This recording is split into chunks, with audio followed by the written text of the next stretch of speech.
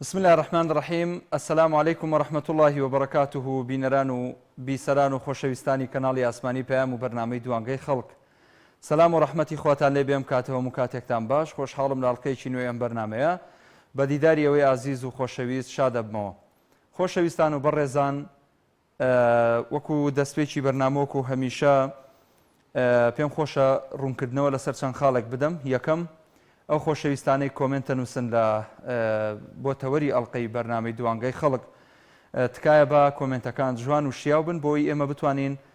بخەینە خزمەتی بینەرانی بەڕێز. ئەو بەڕێزانەی کە پەیوەندیەکەن تکایە پەیوەندیەکانیان کورت و پخت بێ، لە 2 دقە تێنەپەڕێ بۆی زۆرترین ئیسفادە و سوود لە کات وەربگرین و قسەی جدی لەسەر تەوەر و بابەتەکان بکەین. هەروەها تەشهیر و ناوزڕاندنی تیانە بێ. تەوەری ئەڵقەی ئەم جارەی بەرنامەی دوانگەی خەڵک پرسیاری ئەواکەین مسلمان چۆن بەرگری بکات لە پێغەمبەری خوا صلی الله عليه وسلم. خۆشەویستان، تۆڕی میدیایی کۆمەڵ و سەرجەم کەناڵەکان و ڕادیۆکانی ئەم تۆڕە هەفتەی پشتیوانی بۆ پێغەمبەری خوددا صلی الله عليه وسلم ڕاگەیاندووە. ئەوە کەمترین کارێکە کە ئێمە بتوانین بۆ پێغەمبەری عزیزمان صلی الله عليه وسلم ئەنجامی بدەین. دەرهەق و بەرامبەر بەو هەموو ناحەقیەی کە بە مسلمانان ئەکرێ، بە خودی پێغەمبەری عزیزمان ئەکرێ صلی الله عليه وسلم، ئێمە چۆن بتوانین وەکو مسلمان پشتیوانی خۆمان بۆ پێغەمبەرە عزیز و نازدارە دووپات بکەینەوە. بۆیە لە ڕێگەی کەناڵی ئاسمانی پەیامەوە لە سوچی شاشەی کەناڵی ئاسمانی پەیام وەک ئەبینن، هەفتەی پشتیوانی لە پێغەمبەری خوددا ڕاگەیەندراوە. ئەم پشتیوانیکردنە سەرجەم تۆڕەکانی میدیایی کەناڵی ئاسمانی پەیام ئەگرێتەوە، تەنانەت سۆشیال میدیاش. ئێوە دەتوانن بەم هاشتاگە بەشدار بن و لای خۆتانەوە بڵاوی بکەنەوە. هەروەها لە فەیسبوک بیدەن بەگوێی هەموو ناحەزانی پێغەمبەر و دینی پاچی ئیسلام و تەنانەت ئەو سەرۆکی فەڕەنسایە، ئەو ماکرە، ئەو تاغوتەی سەدەی 21 کە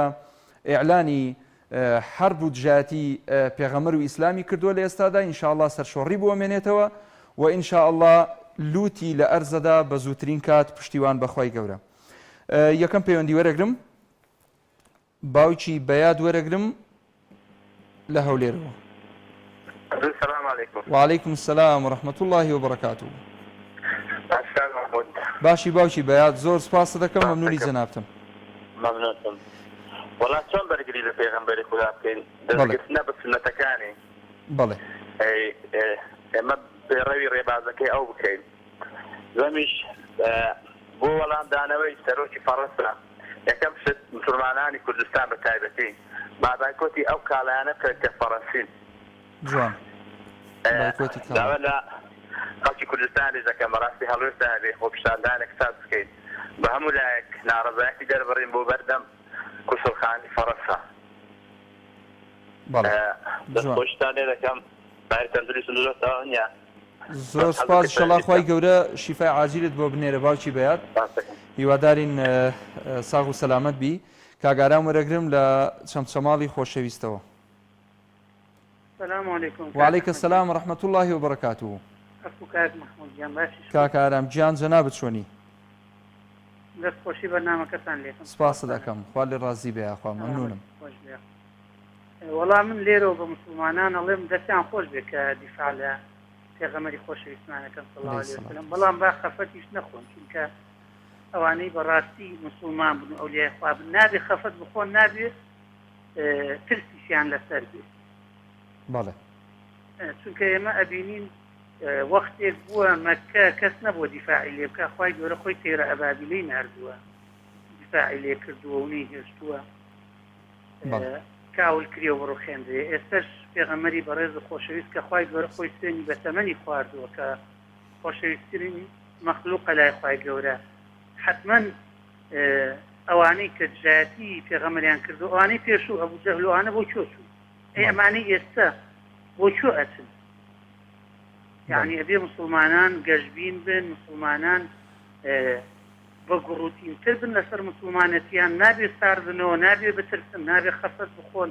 بەڵام ئەوەش هەیە ئەبێ پشگیری پێغەمبەری خۆشەویستمان بکەین صلی الله علیه وسلم. زۆر کاتان لێ ناگرم کات بۆ خەڵکی تر جێهێڵی دەست خۆش بێ کاگارامجان زۆر سپاس دەکەم بۆ پەیوەندەکەت براکەم. کاک سەلمان وەرەگرم لە هەولێر. الو کاک سەلمانجان فەرموو. السلام عليكم باشي برا وعليك السلام ورحمة الله وبركاته. يا برز ولا نعم هو لقبز ما هو قلي فرنسا بلا أو كسا لوازي فالشوائي خوي سكاتي بيا خبرك صلى الله عليه وسلم إذا خوي سوبو بيرز نده هرجي سكاتي بيا خبر الله صلى الله عليه وسلم هم مرفات قزاري رسول الله صلى الله عليه وسلم عليه الصلاة والسلام بالتأكيد وياه. أو خوش لرسول سوبي خيار هذا إذا باش مقاس سوق رسول كهو شو فرعون أبو لهب أبو جهل قارون أمان هميتياشو صدامي لا ما يش حد بشر من لوانا شو لقوتي أوانا بله إن شاء الله خاصة شوي دنيا قيامتي أنا كهراسي زو من فيها معقوشة ككسر كي بدين بيا شخصية بكسادي بيا خسر رسول الله صلى الله عليه وسلم ڕاستە فەرمی ئینشەڵا دەریاژ پەرژینێکی قایم بێ لە ڕووی بینەرانی ئازیز دەریا بەدەمی سەگ گڵاو نابێ ئینشاءڵڵا. وأنا إن شاء الله قال يا رب خاصة سوريا أنا كشتاق إن شاء الله. إن شاء الله وردون الشغل الإسلام هم جاهل نظام نزار ولد برس الدنيا برس شعب السلام هبي ناوس إن شاء الله. بەڵێ زۆر سپاس دەکەم کاک سەلمانجان سپاس بۆ پەیوەندەکەت سەرکەوتوو ئینشاءڵڵا. مام جەوهەر وەرەگرم لە کۆیە. هەموو کاتت باش مام جەوهەر. خوا پێغەمبەرێکی وای نار ئازیزمان خۆشەویست الله عليه وسلم محەممەد المستەفا ماکرۆنێکی منداڵی ساوا کە لە دین نازانی ڕەنگە لە مەسیحیت نەزانی لە هیچیان نەسیل سەماوی نەزانی ئەوە چێت و گرەی لێ بکەیت. خۆشەویست بۆ خۆی دەڵێ هەر کەسێک کە خراپ و نسحەتی بکە نسحەتی بکە نسحەتی بکە کە نسحەتی هەر نەگێت خدا بۆ خۆی تۆڵی لێ دەکاتەوە. ئەو ئیسلامە گەورەی لە هەموو دنیا هەیە ئەو هەما خوڕەوشتە جوانەی هەیە پێنج بەرزە لەبەر خوای دەپارێتەوە ئەو هەمە مسلمانە پیرۆزە ئەدی ئەوە کاری خوای نییە کە دوعای قبول دەبی. هەر بۆ نمونە پارەکە ئێران و تورکیاویستیان ئاوی لە کوردستان و عێراق بگرنەوە خوا یەک لافاوی نیشاندان کیان بەسەر هات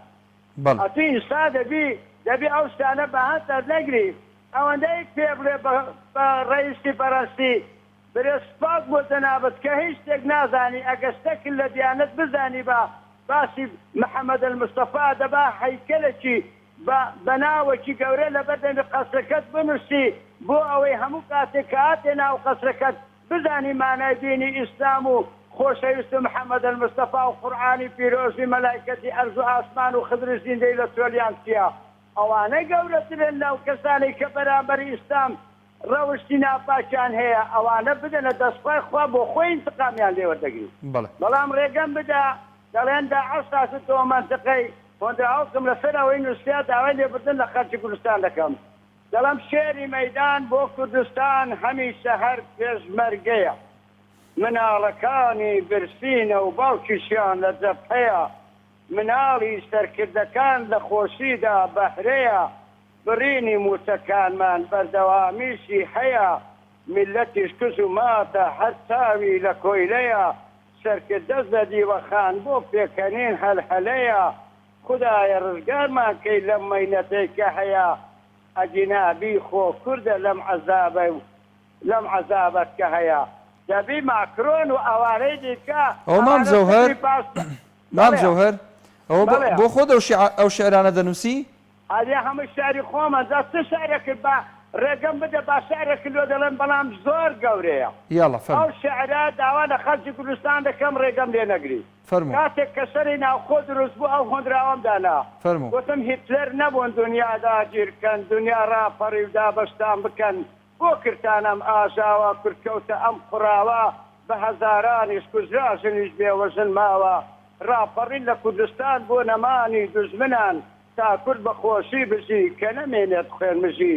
وەی زانیگەر ڕاپەڕی دڵخۆش و دەرناپەڕی هەستن کۆچکەم بۆ وڵاتان وەکو دێوانە دووربن لە خاچیان لە خاکێکی بچکۆلانە خاچی کوردێکی خۆمانە دوژمن لە چاردەورەمانە لە ناو خۆشمان دوژمنخانە دەبێت چێ چارەمان بکە لە دوژمن ڕزگارمان بکە خۆی احتیبارمان نەماوە لەبەر ئەم هەموو ئاژاوە ئەم جارە دوژمن بێتەوە کورد بۆ مەرگ دەچێتەوە دنیا هانامان بۆ ناباش خدا ڕحمان پێ ناکات کانیا و درەخت و چ ئامێژوی کوردیش دەگەڵیا پێتان دەڵێن بە زیادە هەستە بڕۆن نێنەوە لە کوردستان دوورکەونەوە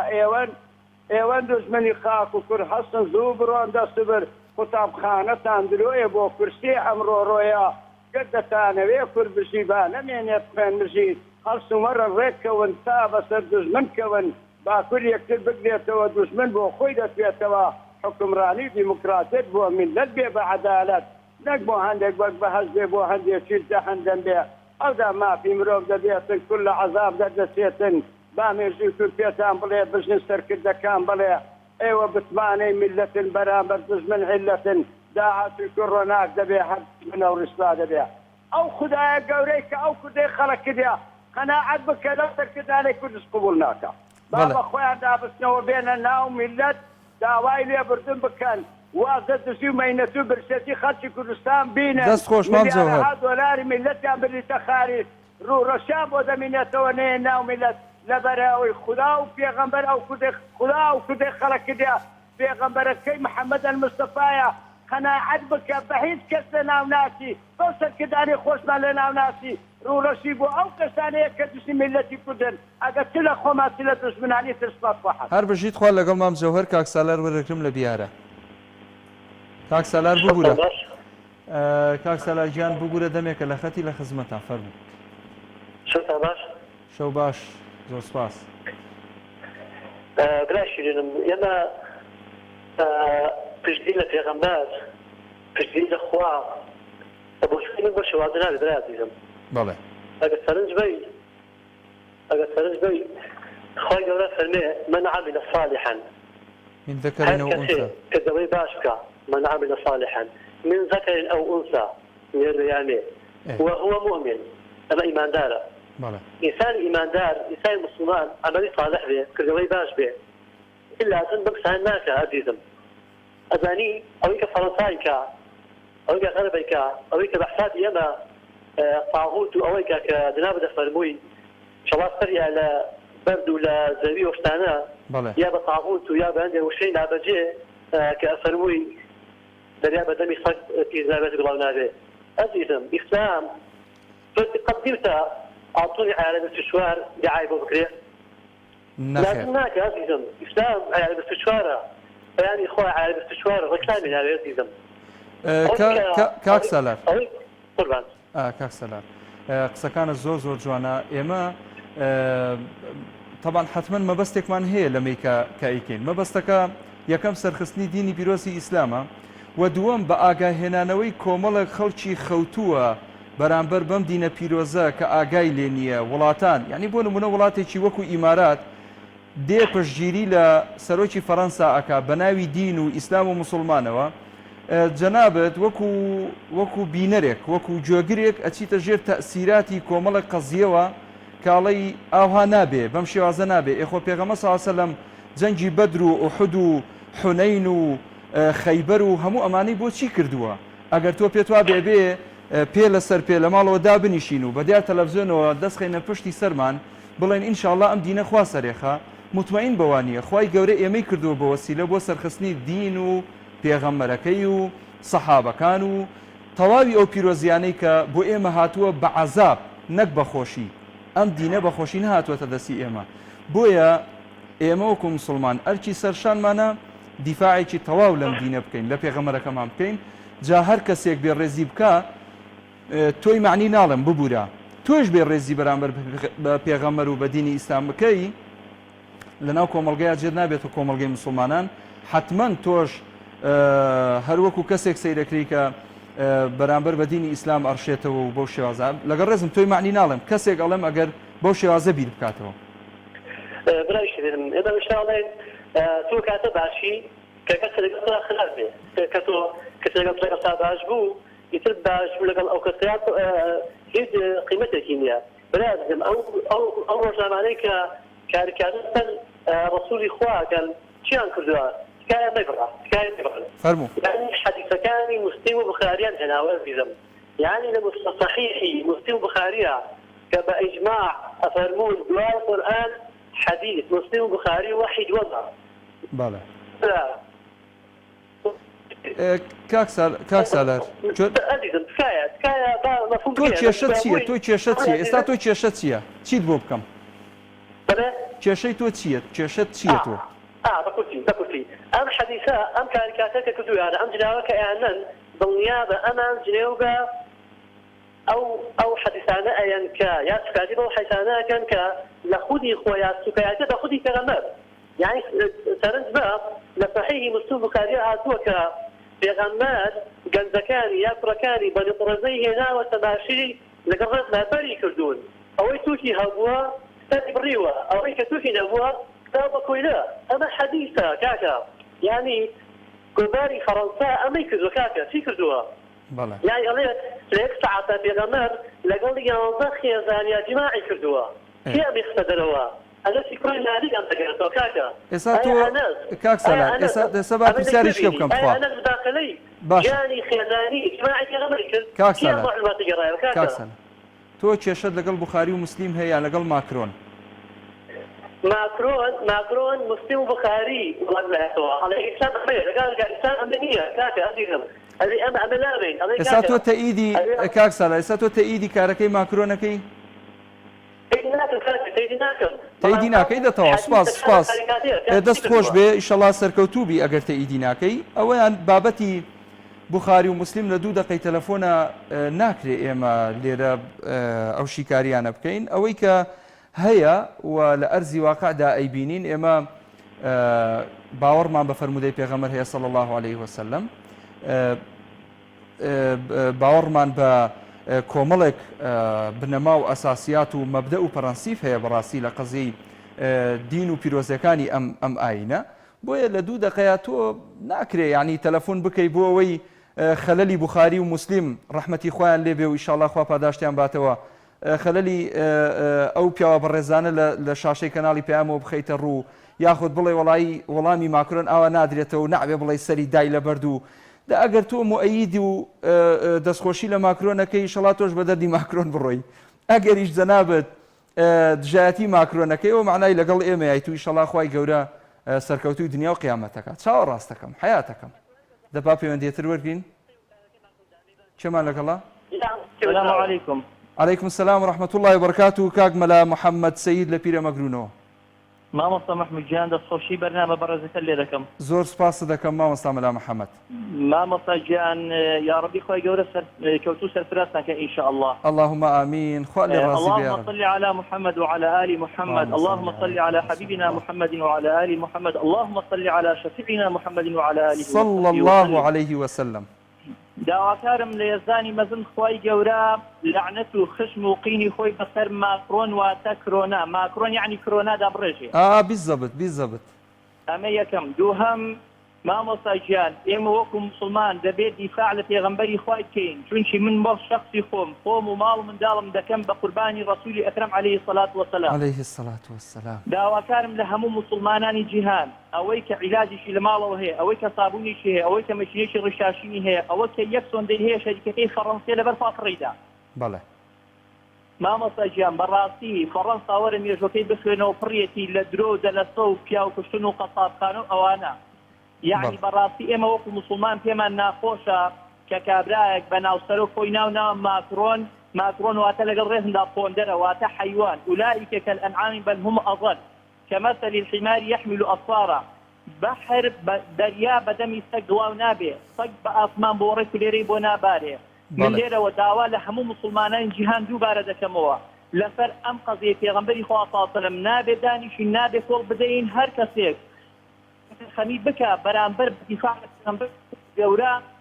نابي أو كسا من بمسلماني متقي تواوي نازارم أما دلوتك لبشري دفاع كإيما ديكين لراسي دا ما مساجيان فرنسا وڵاتێکی بێئەخلاقە بە ئاشکرا محارەبەی خوا و پێغەمبەری خوای دەکات داواکارم دوو بارە و دە بارە و سێ بارە خوای پەروەردگار هەر ئەم شۆکانە لەعنەت و خشم و قینی خۆی بەسەر هەموو فەڕەنساوزار و دەستەکەشیدا بڕێژێ یا ڕەبی خوای گەورە هەر کەسێک گیانگیری ماکرۆنیش دەکا لەگەڵ عیبانەکانی کوردستانیش خوایان بە سەرەتانی جگەریان کوژی دەست و چاوت خۆش بێ کاک مەلا محەممەد زۆر سپاس دەکەم دەست خۆش بێ یاخوا خوا خێر بنووسێ کاک مەلا ڕەزوان وەرەگرم لە چوار قوڕنا السلام عليكم ورحمة الله وبركاته. وعليكم السلام ورحمة الله وبركاته. كاك ملا رزوان جيان.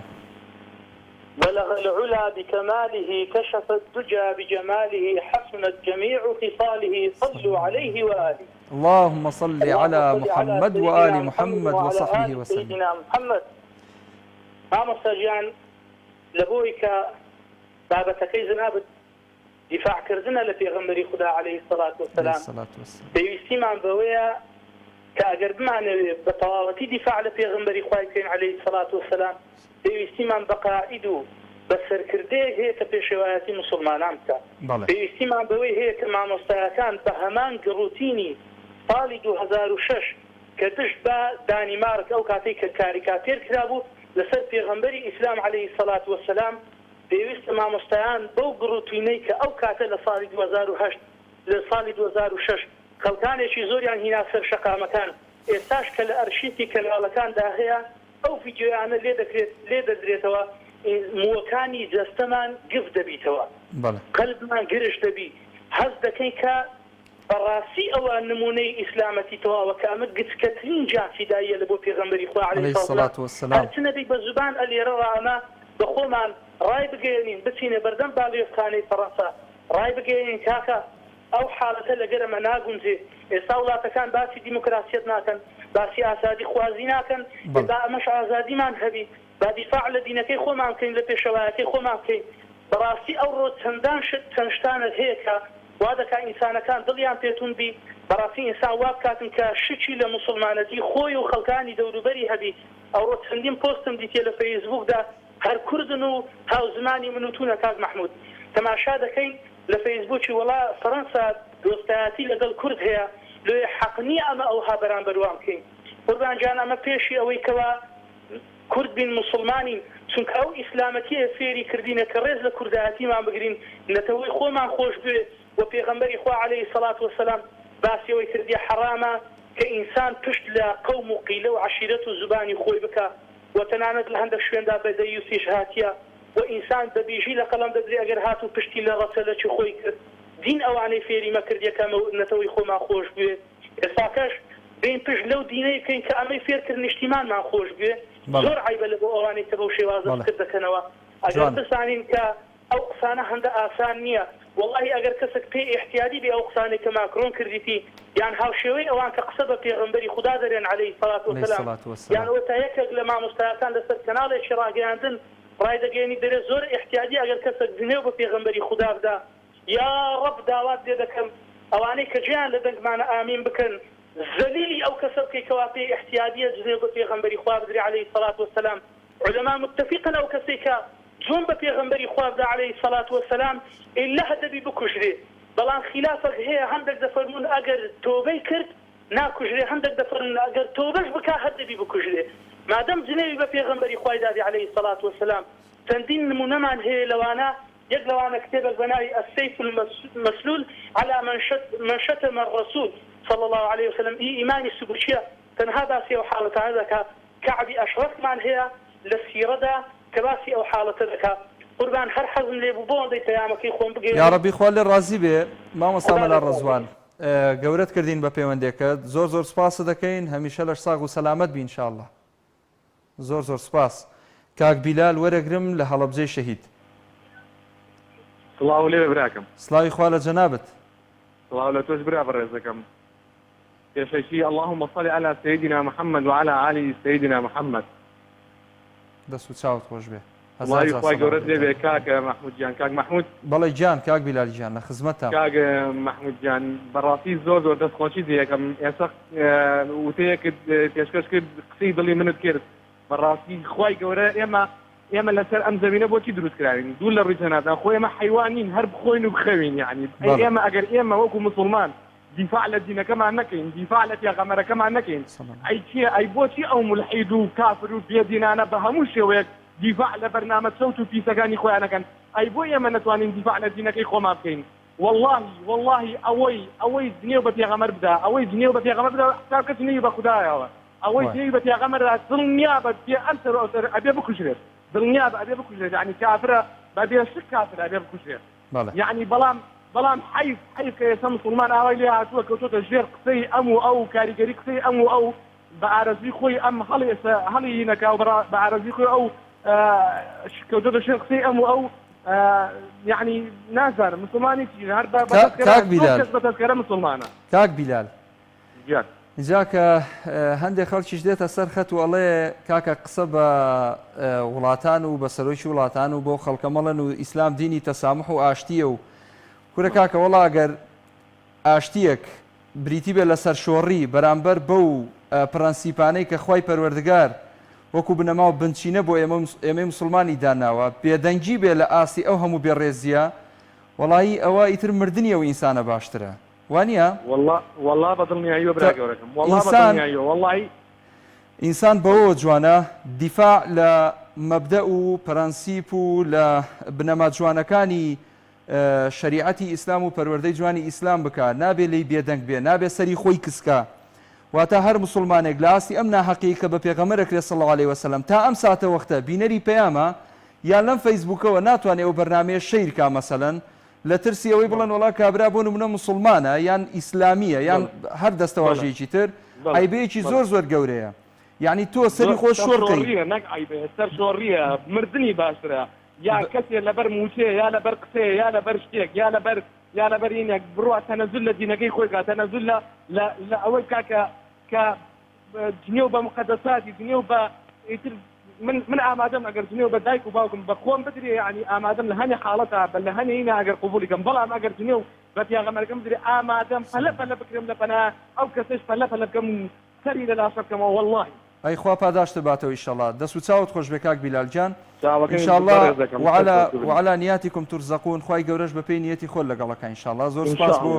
پەیوەندەکەت کاک بیلال جان سەرکەوتوبی کاک عوسمان وەرەگرم لە قەڵاتزەی خۆشەویستەوە.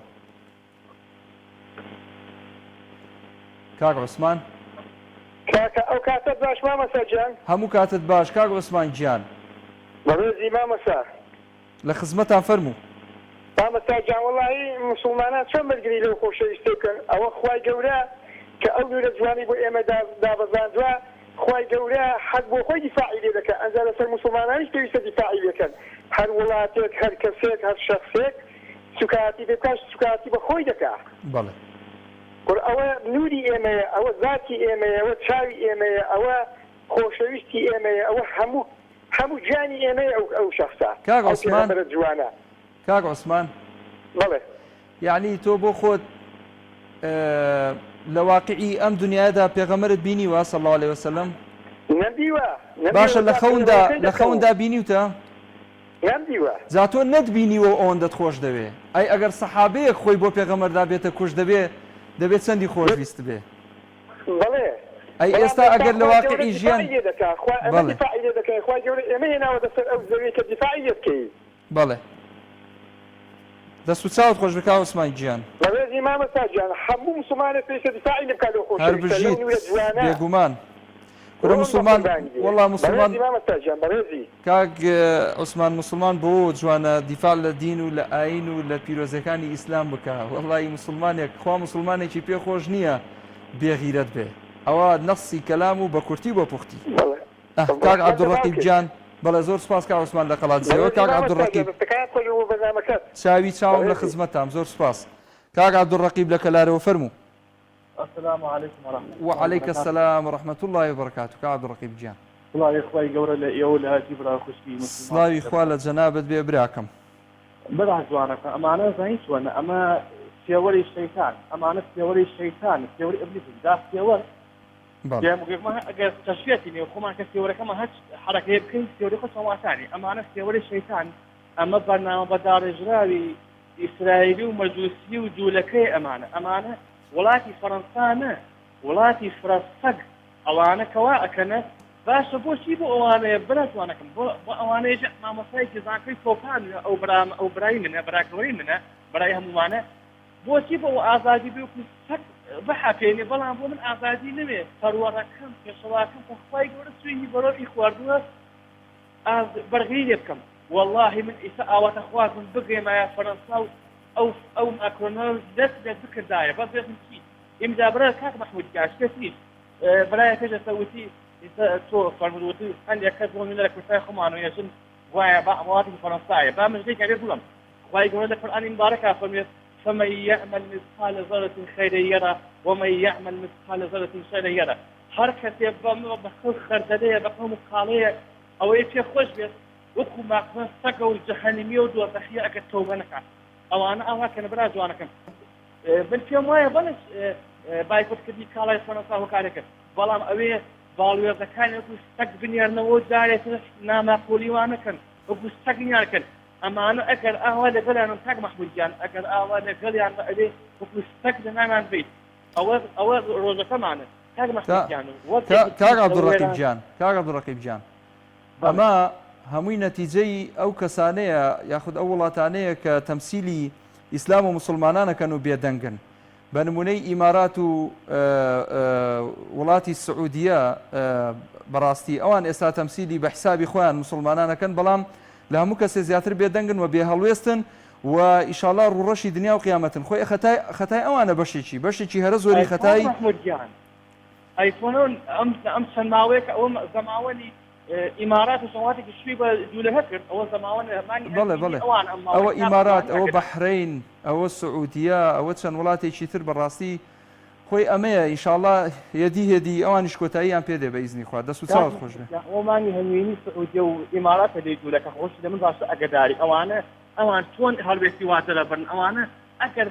بە نیمچەڕاستیەکیش دەبا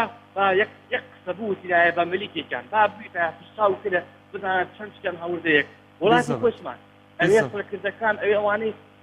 خدای گەورە خێری بولیسی مامۆستا عەلی بەکولی چەندی کەسی تر هەڵوێستان دەربەریە بەڵام ئەوێ لێرە باشتر بکرێت من پێم وایە داگرکردنی کاڵاتە ناوەکانی ئەوێ باڵەکانە بنیە تۆ جارێکی تر ناماقۆلیوانەکەن خۆزگایەک ئاواتەوە بۆ لەم دنیا بگەشتمایە فەڕەنسا و ئەو ماکرۆنمانە پارچە پارچەکەدا ئەو کاتێک بزانێت تەگی وە کارەکاتەری وا بکات وەڵڵاهی ئەوە دڵمزانەکە نازانم چ بکەم خوا ئاگدارە دەست و چاوت خۆش بێ کاک عەبدوڕەقیب گیان خوای گەورە پاداشتی خێر بداتەوە براکەم زۆر سپاس بۆ پەیوەندێکت کاک هەوراز وەرەگرم لە بالیسان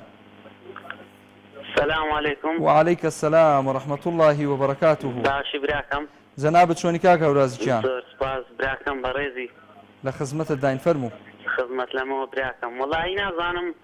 ئەو دینی ئیسلام لەبەر چۆی لێ هاتێ براکەم وەڵاهی یعنی زۆر عەندی فێ بەڕاستی چی لێ هاتووە کاک هەوراز چی لێ هاتووە زۆر گەورەترا کەسەشی بێدین یعنی لە پێناو بەدەستێنانی چەند کورسێک لە وڵاتەکەی خۆیدا بتوانی سوکاتی پێ بکە یعنی نازانم هەتاکەی ئێمە ئاوابین ئەم بڕواناکەم پێش هاتنی ئیسلامیش حکمە چ خەراب لە ناو کوردیدا هەبوو بیان نەریتە چ خەراب بش بە دینی ئیسلام لە ناو کورددا هەبی نازانم یعنی بهەڵوێستترین میلەتی نەما تا ئێستاکە ئەو وڵاتانەی ئیسلامین هەتا ئێستاکە وڵاتە عەرەبیانە یان غەیری عەرەبی یعنی خەرابترین تەمسیلی ئیسلامەکەن بەڕاستی یعنی پێغەمبەر صلی الله علیه وسلم دەفەرمێتەوە کۆتایی دنیا دانایە تا ئەو کاتێک لات و عیزا نەپەرسترێن ینی بەڕاستی یعنی لەوانەیە زۆر لەو حەدە زیاتر تێ فەرمانداد یعنی نازانم لە پێناسی دەیەمە وابین لەبەرچی یەک دەنگ نینە یعنی ئێستاکە نمونەی زۆر جوان دەبی هەر لە هەر ڕۆژێکی ئیسلامی هەر حیزبێکی ئیسلامی نوێنەرانیان بنێرن یعنی خۆ پیشاندانەکڕێک بێخن لە وڵاتی هەتاکەینی ئەمە یعنی هەر بە ڕووکەش ئیسلام بین یعنی بە هەر چەند فکرەمان جیاواز بیان هەر یەکە و لە گۆشەنیگایەکەوە بڕوانی لەو دینە یان هەر کەسە بە شێوە تێبگا لەو دینێ بەس یعنی لەو هەڵوێستاندا زۆر پێویستە ئەمە هەڵوێستمانی یەکبی زۆر پێویستە یعنی دیفاع لەو دینێ بکەین هەر هەمومان پێغەمبەر صلی الله علیه وسلم دەفەرمێ ئەگەر بە چەک نەمانتوانی بە زمان ئەگەر هەر نەمانتوانی بە دڵکاک خۆم دەتوانی بە زمان دیفاعی لێ بکەین بەتایکی دوایە باوەڕ ناکەم هیچ ڕێگریەکی وەها شەوی کە ڕێگریمان لێ بکە بەڕاستی نەخێر نییە ناوەڵڵا یعنی زۆر پێویستە بەڕاستی یعنی شتێوهالە یعنی ساڵانی ڕابردوو دیتمان بە سیستاکە لە ناو کوردەوە شتە پەیدا بوو بەڕاستی سوکاتی بە قورئان بە کەلامی خوا بە پێغەمبەر هەموو شتانە مایە قوڵ نینە بەڕاستی یعنی حەیف لە بۆ میلەتی ما گەیشتە ئەو ڕۆژانە بەڕاستی یعنی ئەگەر مردن لە بۆمە باشترە بەڕاستی زۆر زیاتر دەست خۆش کاک هەوراز گیان زۆر سپاس چاوی ڕاست بۆ پەیوەندەکەت لە ساغ ئینشاءڵڵا کاک سۆران وەرەگرم لە کەلار سلام علیکم براگیان عەلەیکە سەلام و ڕەحمەتوڵڵی وبەرەکاتوو کاک سۆران گیان خی گەوراکە لەتان بێ و سەرکەوتنی دنیا و قیامەتان بکەین ئەجمەعین ئینشاءڵڵا براکەم زۆر سپاس ئەوانەی کە دژایەتی دین ئەکەن دژایەتی ومەتی پێغەمبەرەکەم صلی الله علیه وسلم هەرگیز سەرکەوتوو نابن و سەرکەوتوش نەبن لە ڕابردووانی ڕابردوو لەمان بەهێزتر بوون ئەمان چەنە لەوانش بەهێزتر بن ئینشاڵڵا سەرکەوتوو نابن لەبەرەوەی ئەم سەرکەوتنە دینە خوای گەورە خۆی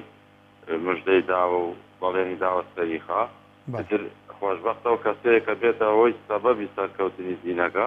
خوا بەنسیب ما بکە ئینشاءڵڵا ئەوانیش پێ بزانن یان نەزانن بیان نەوێ یان نەیان نەوێ هەر لەسەر ڕێبازی دینی ئیسلامە ڕۆنانی خۆشیان بێت ترشیان بێت لە ئێستا کە کۆرۆنا هەیە چارەسەر پێغەمبەر صلی الله علیه وسلم بەکاردێنن کەویش کەرەنتینەیە لەوە زیاتریش تریان پێ نییە زانستەکان دەسەپاچەیە بەرامبەر بچووکترین سزای خوای گەورە بچووکترین جوندی ئەمەی سەلمێنێک ئەوان بەرامبەر دینی خوا پێغەمبەر صلی الله علیه وسلم بێدەسەڵاتترین بوونەوەرن لەسەر زەوی جوان دەست و چاو خۆش زۆر سپاس بۆ جەنابەت دەستخۆشیمێ بۆ پەیوەندەکە زۆر سپاس وا لەگەڵ براکەم باوکی محەممەد وەرەگرم لە هەولێرەوە السلام عليكم وعليك السلام ورحمة الله وبركاته باوکی محەممەد باشی کاک محمود گیان چۆنی باوکی محەممەد گیان باشی گیانەکەم چاوی ڕاستم زۆر سپاس بەدایک و باوک و کەس و کارم منداڵم ڕۆژ و گیانم هەمووی فیدای قوربانی ڕەسوڵ الله بین قوربانی ڕەسوڵ الله بین صلی الله عليه صلی الله عليه والله کاک محمود گیان قسم بۆ نایە بەخوای قسم بۆ نایە والله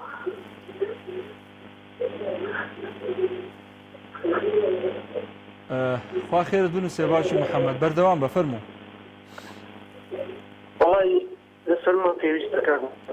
بەڵێ هەمومان ئەوان جنێوی پێدەن با جنێوی پێدەن با کاری کارتێر بکەن ئاچی دەکەم بادیکەن بەڵام لەسەرمانە بەڕاستی بگەڕێنەوە سەر سونەتە پاک و بێگردەکانی ئەو پێغەمبەری صلی الله عليه وسلم ئەوە ڕەتدانەوەیە بەڕاستی ئەوە ڕەتدانەوەیە لە بۆوانێکەوە کاری کاتێر دەکەن جنێوی پێدەدەن هەچی دەکەم بادیکەن یعنی ئێستا ئەوانە دژاتی پێغەمبەرمان دەکەن لەسەرمانە ئێمە بەخەبەر بینەوە بەڕاستی بەتەئکید یعنی ئەوە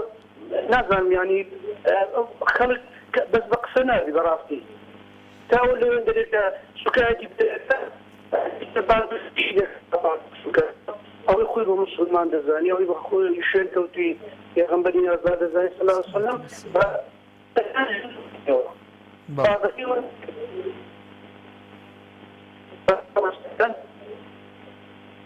باوکی محەممەد ئازیزەکەم قسەکانت تەواون دەست و چاوت خۆش بێ زۆر زۆر سپاس بۆ جەنابیشت ئینشاءڵڵا خوای گەورە بیخاتە ترازوی چاکەکانت سپاس دەکەم دووبارە دەست و چاوت خۆش بێ بەنان وەرەگرم لە زەڕایان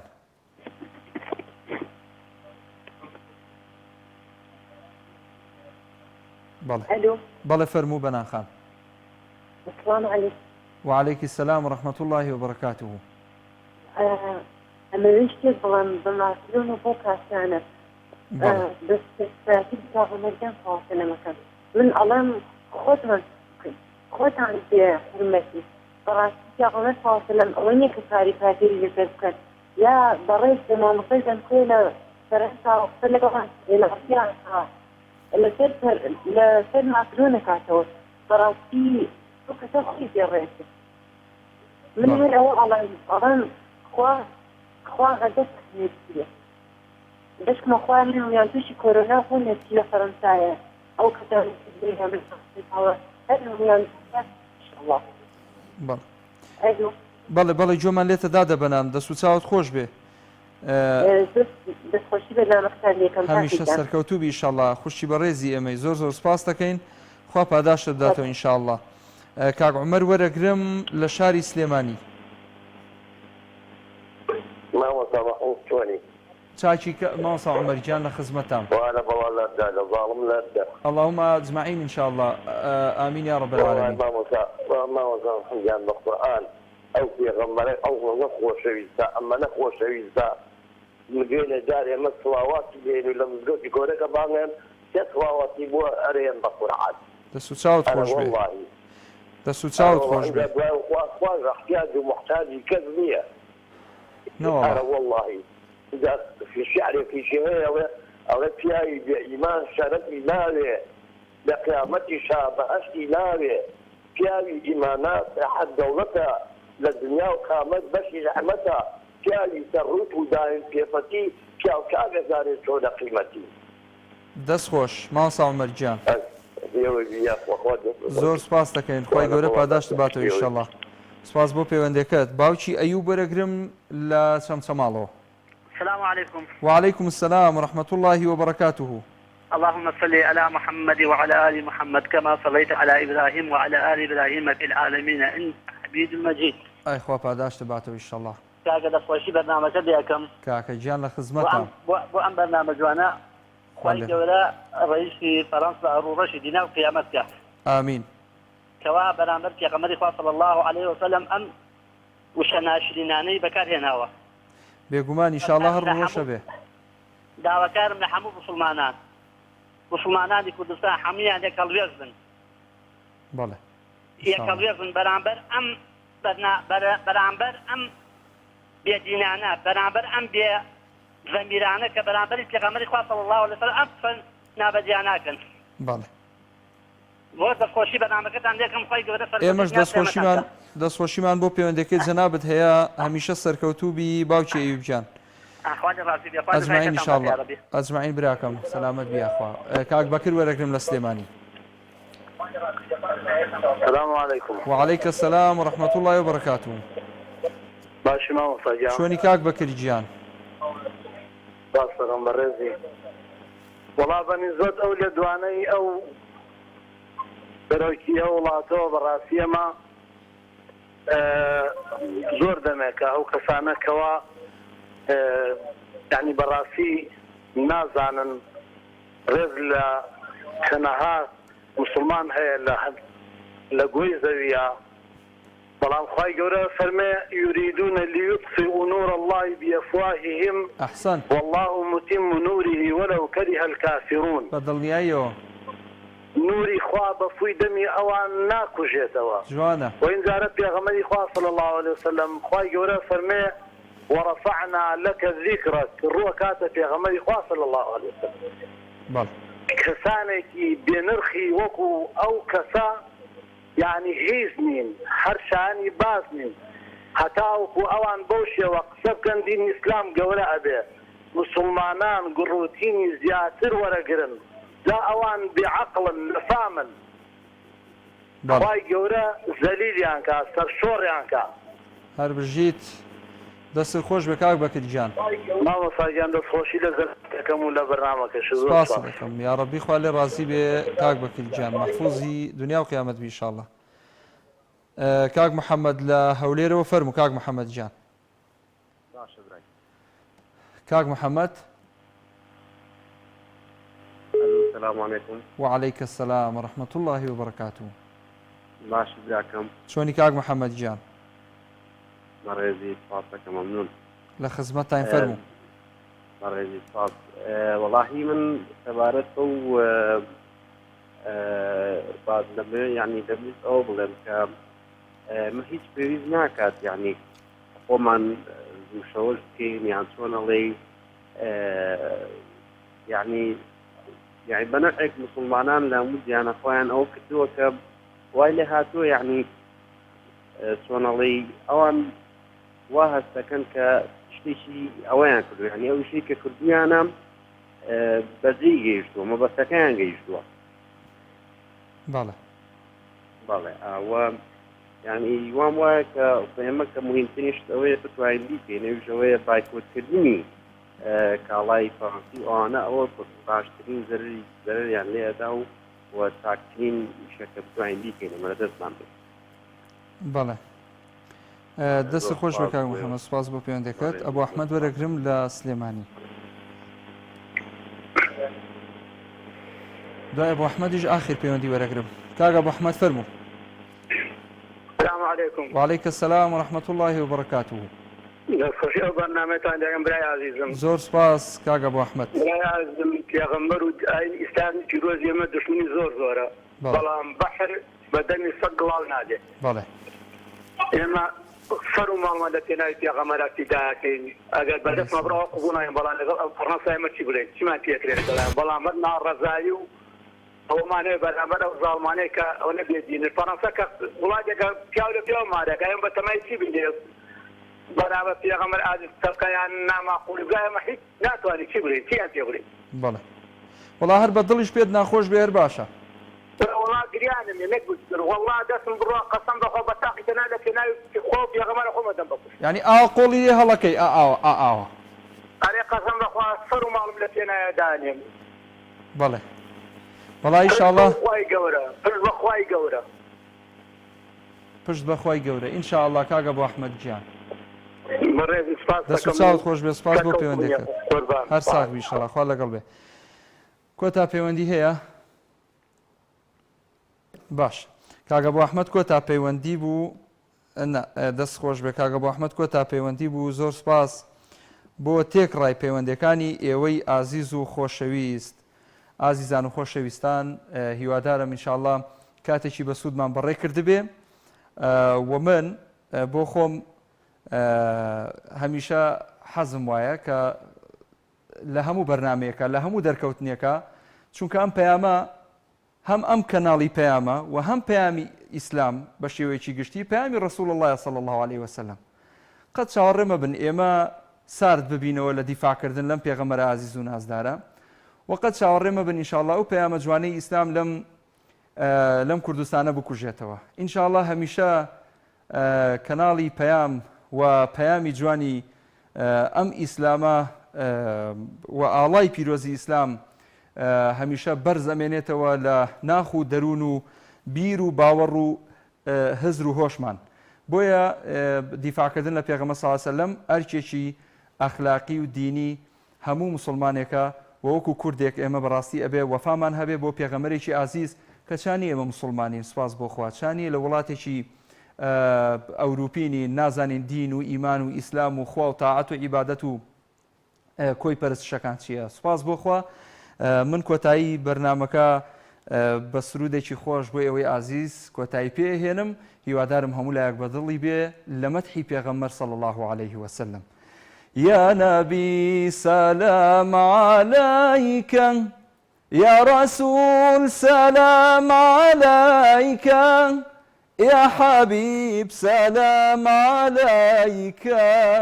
صلوات الله عليك أنت نور الله فجرا جئت بعد العسر يسرا ربنا أعلاك قدرا يا إمام الأنبياء أنت في الوجدان حي أنت للعينين ضي